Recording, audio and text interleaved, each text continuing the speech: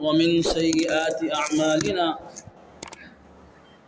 من يهده الله فلا مضل له ومن يضلله فلا هادي له ونشهد أن لا إله إلا الله وحده لا شريك له ونشهد أن سيدنا ومولانا محمدا عبده ورسوله أما بعد أعوذ بالله من الشيطان الرجيم بسم الله الرحمن الرحيم وأما بنعمة ربك فحدث صدق الله العظيم وقال النبي صلى الله عليه وسلم أنا سيد ولد آدم يوم القيامة ولا فخر وبيدي لواء الحمد ولا فخر وما من نبي يومئذ آدم فمن سواه إلا تحت لوائي وأنا أول من ينشق عنه الأرض ولا فخر أو كما قال رسول الله صلى الله عليه وسلم. درود پاک.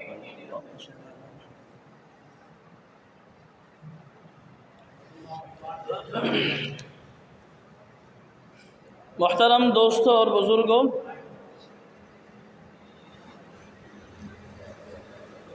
اللہ تعالی کی طرف سے رسول اللہ صلی اللہ علیہ وسلم کو جو علوم اور معارف عطا ہوئے اور پھر آپ کے ذریعے سے امت کو ملے،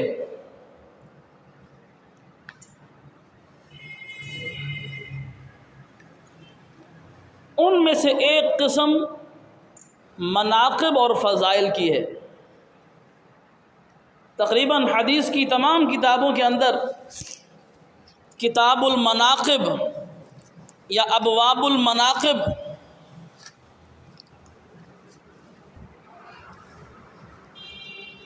ان عنوان کے تحت رسول اللہ صلی اللہ علیہ وسلم کے وہ ارشادات نقل کیے گئے ہیں جن میں آپ صلی اللہ علیہ وسلم نے امت کے بعض اشخاص اور افراد اور اپنی ذات کے فضائل اور مناقب بیان فرمائے ہیں، اور ان فضائل اور مناقب کے اندر امت کے لیے ہدایت کا بہت بڑا سامان ہے۔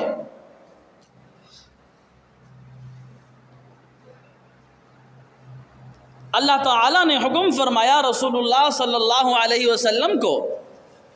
وَأَمَّا بِنِعْمَةِ رَبِّكَ فَحَدِّثْ، کہ اے محمد صلی اللہ علیہ وسلم، جو اللہ تعالیٰ نے آپ پر خصوصی انعامات فرمائے اور جو عالی مقامات آپ کو عطا فرمائے ان کو بیان فرمائیے۔ اس حکم کی تعمیل میں رسول اللہ صلی اللہ علیہ وسلم نے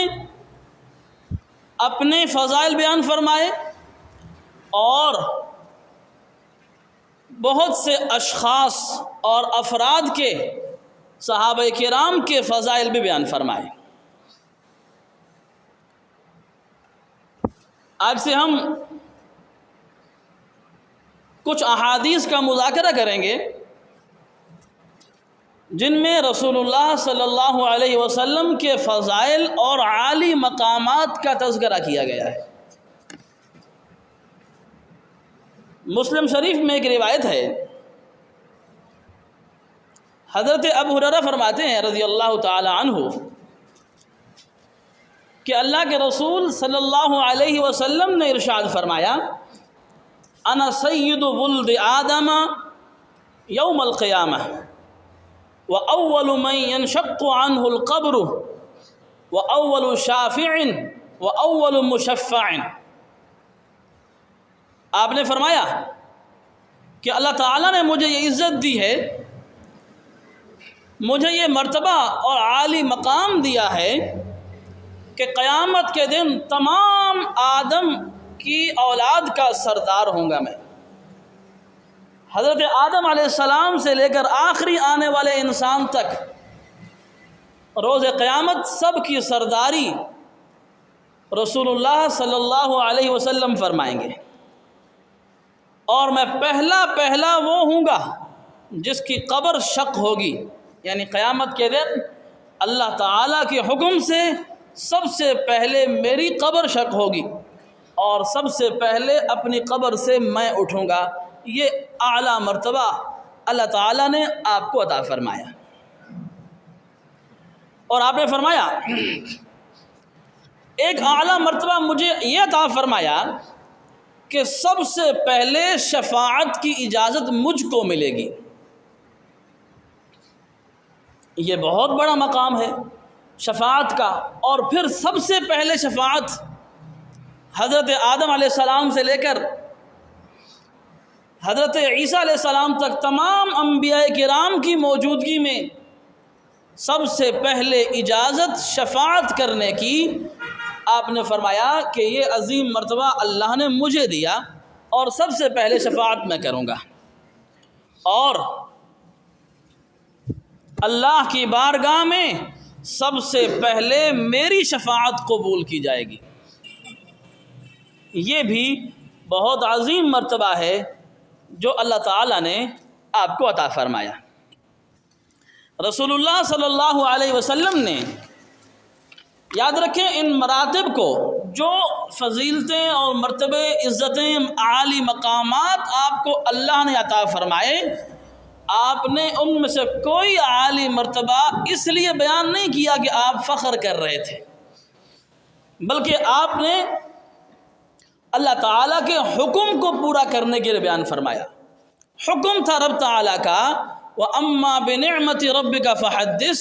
تیرے رب نے جو تجھ پر نعمتیں کی ہیں ان کو تو بیان کر، جو تجھے عالی مقامات دیے ہیں، جو فضیلتیں دی ہیں ان کو بیان کر۔ اس حکم کی اتباع میں رسول اللہ صلی اللہ علیہ وسلم ان اپنے مرتبوں کو بیان فرماتے تھے، اور اس کا بہت بڑا فائدہ امت کو پہنچتا ہے، وہ یہ کہ امت آپ کے عالی مقامات سے واقف ہو جاتی ہے۔ اگر آپ صلی اللہ علیہ وسلم اپنے ان عالی مقامات اور ان مراتب کو، فضائل کو جو رب تعالیٰ نے عطا فرمائے تھے،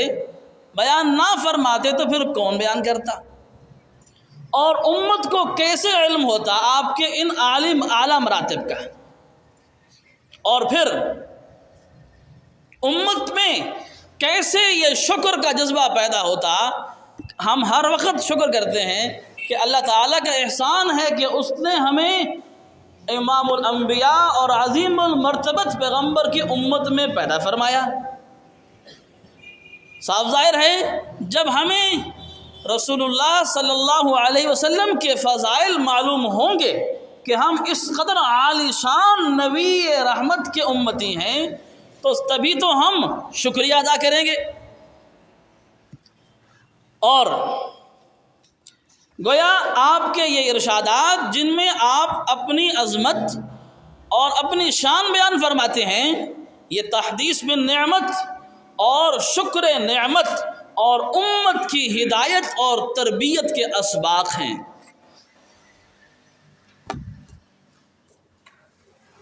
البتہ ایک بات ذہن میں آئے گی، جو لوگ حدیث پاک پڑھتے ہیں انہوں نے کچھ ایسی حدیثیں بھی پڑھی ہیں جن میں اللہ کے رسول صلی اللہ علیہ وسلم نے یہ مضمون بیان فرمایا، آپ نے فرمایا کہ مجھے فلاں پیغمبر پر فضیلت نہ دی جائے۔ اس طرح کے جو آپ کے ارشادات ہیں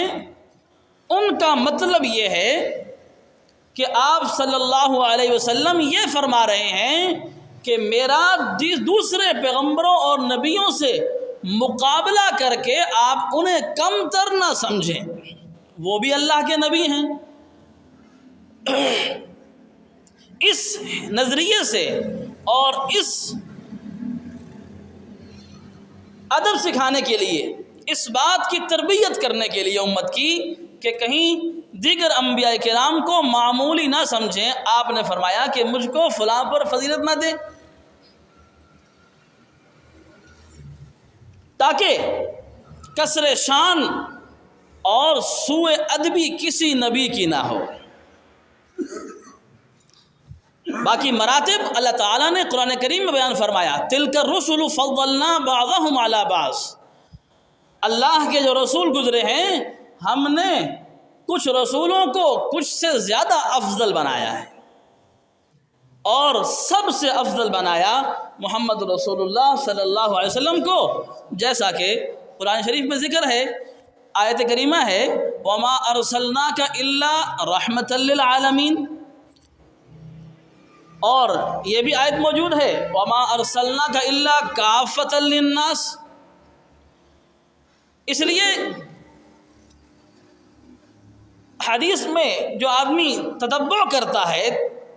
تو اس کو یہ اشکال پیدا ہو سکتا ہے کہ رسول اللہ صلی اللہ علیہ وسلم نے اگر اپنی افضلیت بتائی ہے تو یہ بھی تو بتایا ہے کہ مجھے فلاں پیغمبر پر فضیلت نہ دیں، تو اس کی توجیہ یہ ہے آپ تربیت فرمانا چاہتے ہیں کہ امت کسی نبی کی شان میں ذرا سوء ادبی نہ کر بیٹھے، بلکہ تمام انبیاء کرام کو پیغمبرانہ شان کے مطابق ان کو دیکھے کہ وہ پیغمبر ہیں۔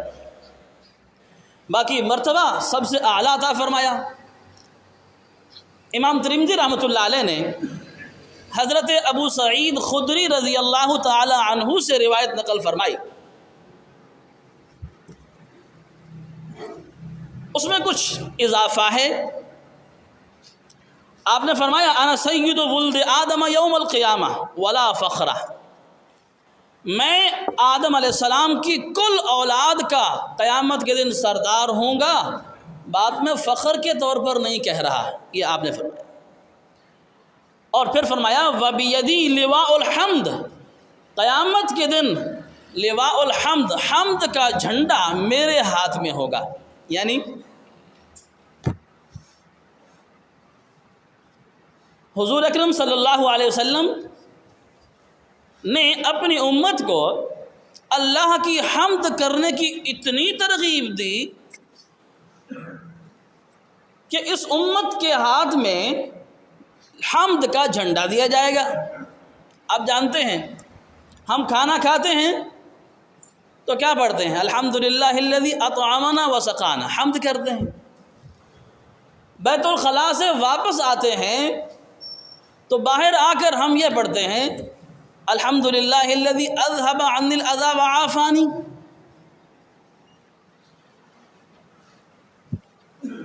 جو بھی اللہ تعالی ہم پر انعام فرمائے اس پر ہم الحمدللہ کہتے ہیں، حتیٰ کہ چھینک آ جاتی ہے تو ہم کیا پڑھتے ہیں؟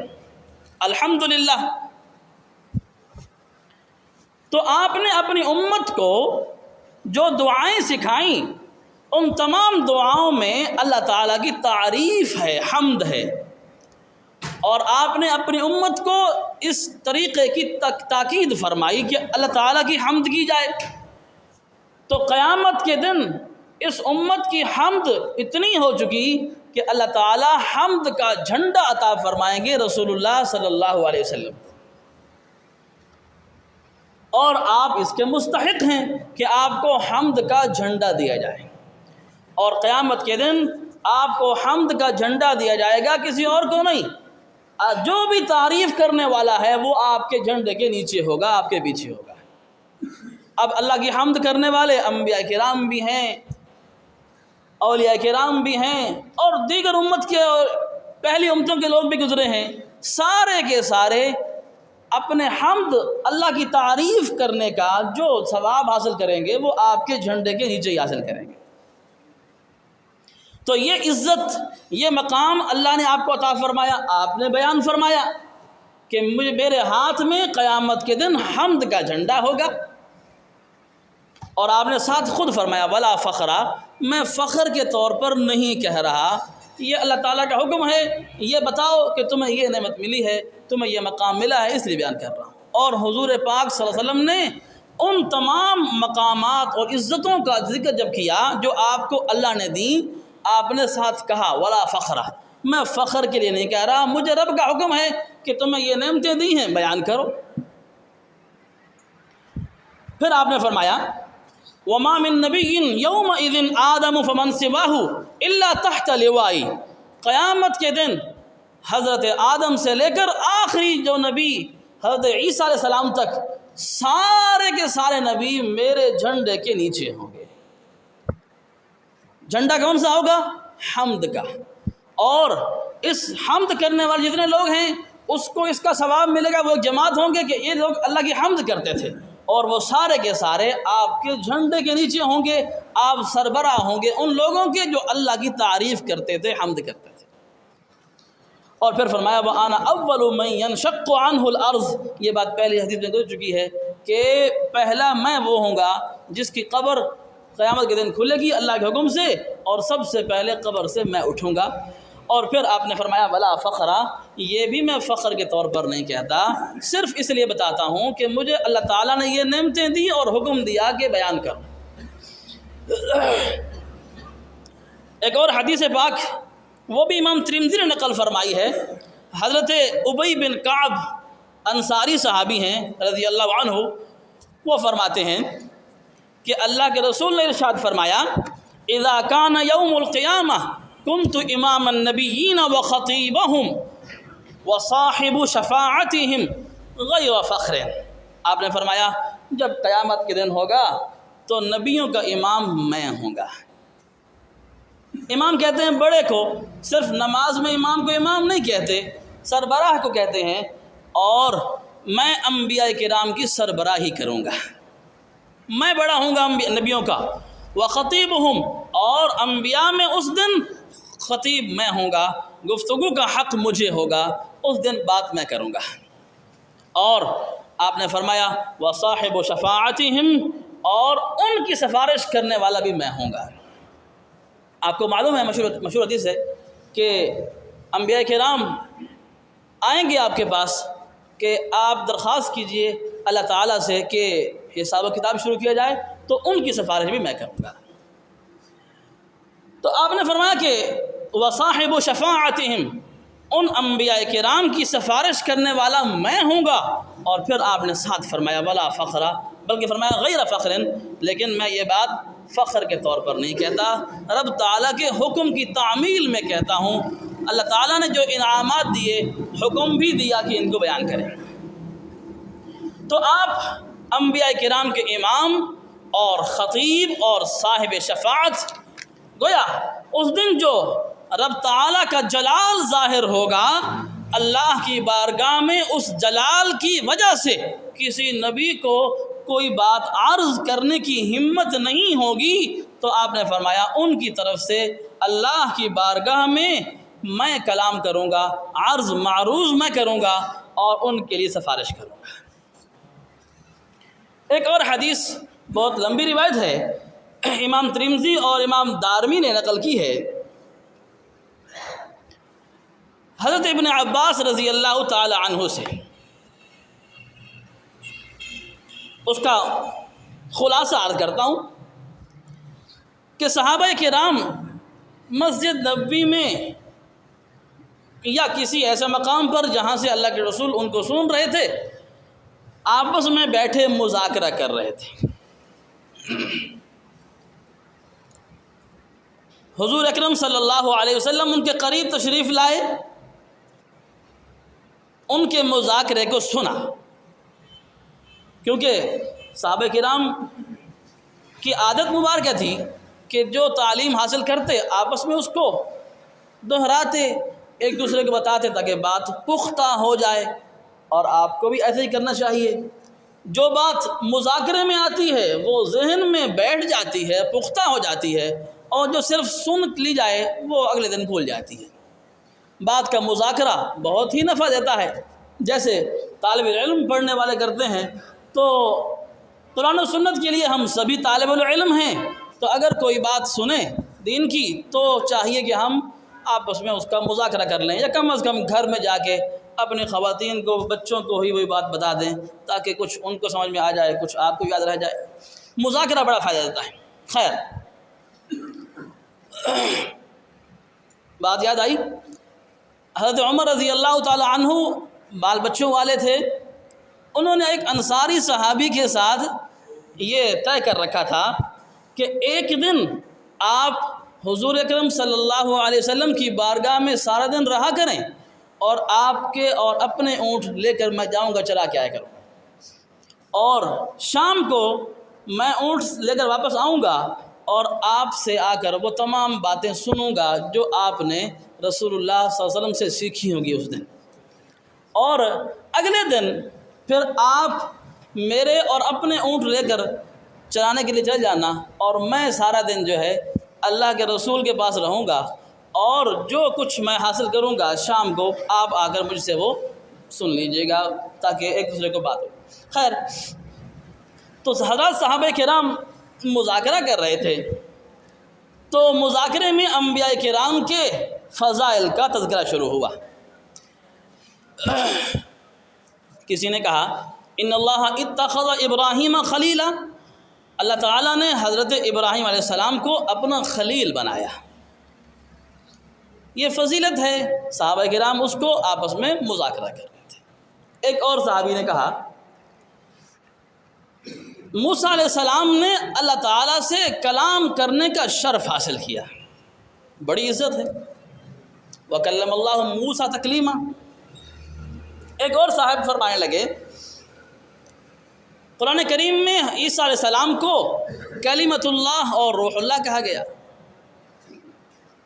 یہ بھی بڑی عزت ہے۔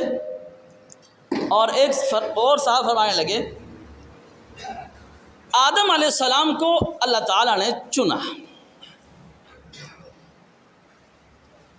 رسول اللہ صلی اللہ علیہ وسلم تشریف لائے اور فرمایا قد سمعت کلامکم، میں نے تمہاری گفتگو سنی ہے اور مجھے بڑی اچھی لگی ہے۔ پھر آپ نے فرمایا ابراہیم علیہ السلام کو اللہ تعالیٰ نے اپنا خلیل بنایا، بالکل صحیح کہا تم نے۔ موسیٰ علیہ السلام کو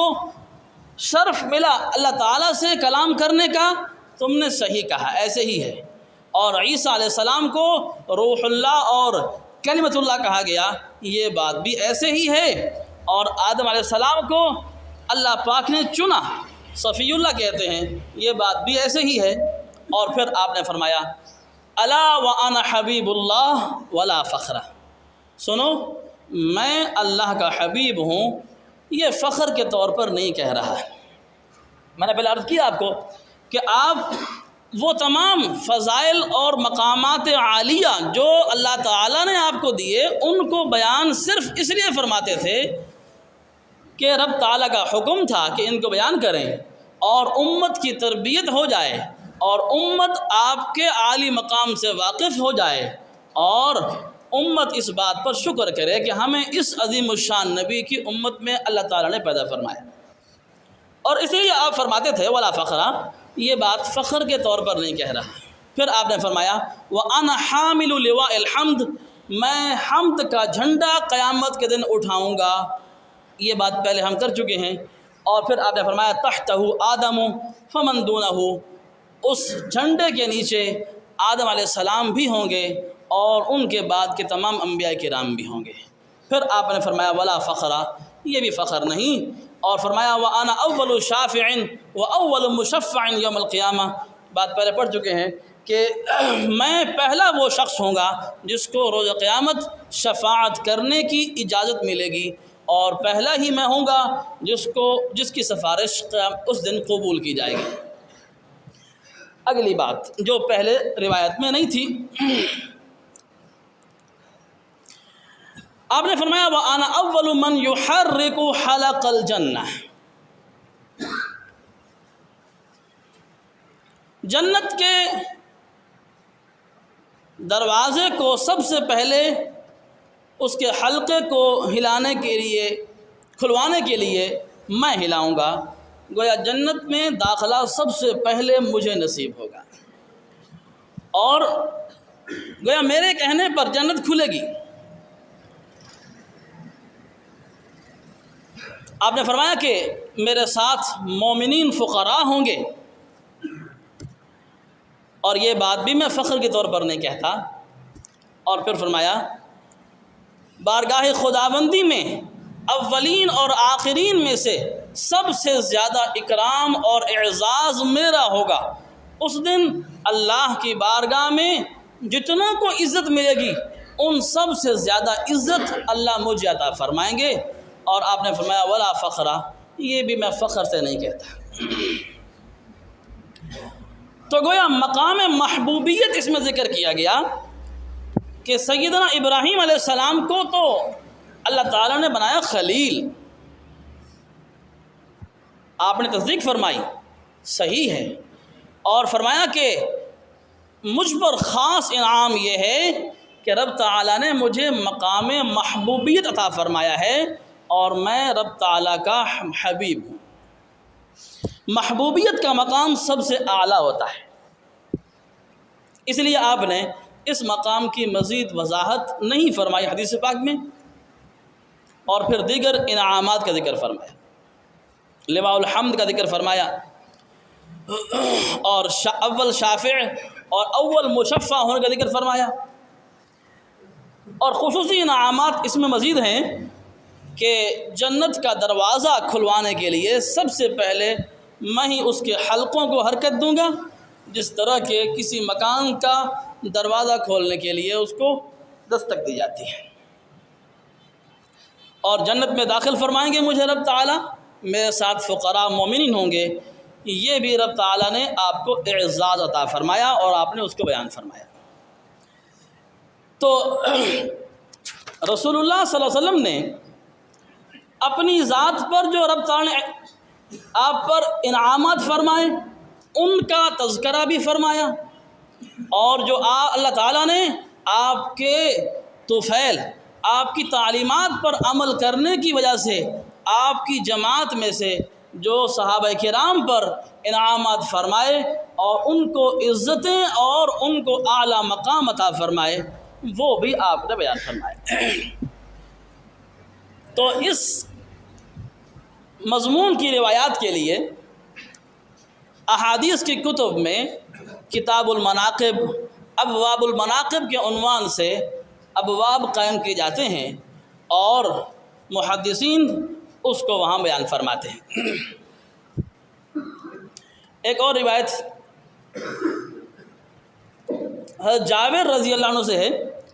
کہ آپ نے فرمایا انا قائد المرسلین ولا فخرہ وانا خاتم النبیین ولا فخرہ وانا اول شافع ومشفع ولا فخرہ. آپ نے فرمایا بروز قیامت پیغمبروں کا قائد اور پیش رو میں ہوں گا. پہلے پڑھ چکے ہیں امام الانبیاء. اور ولا فخرہ، میں فخر کے طور پر نہیں کہتا، وَأَنَا خَاتَمُ النَّبِيِّينَ، اور میں خاتم النبیین ہوں، اور یہ بھی میں ازراہ فخر نہیں کہتا. اللہ تعالیٰ نے آپ کو ایک بہت بڑا عظیم مرتبہ یہ عطا فرمایا کہ اب قیامت تک آپ کا دور ہے، آپ خاتم النبیین ہیں. اب ہمیشہ کے لیے اللہ تعالیٰ نے آپ کے دین اور آپ کی لائی ہوئی تعلیمات پر عمل کرنا لازم قرار دیا، اور قرآن کریم میں بتایا وَمَن يَبْتَغِي غَيْرَ الْإِسْلَامِ دِينًا فَلَن يُقْبَلَ مِنْهُ، جو اسلام کے علاوہ کسی بھی مذہب کو اپنا دین بنائے اللہ تعالیٰ اس کا وہ دین قبول نہیں کریں گے.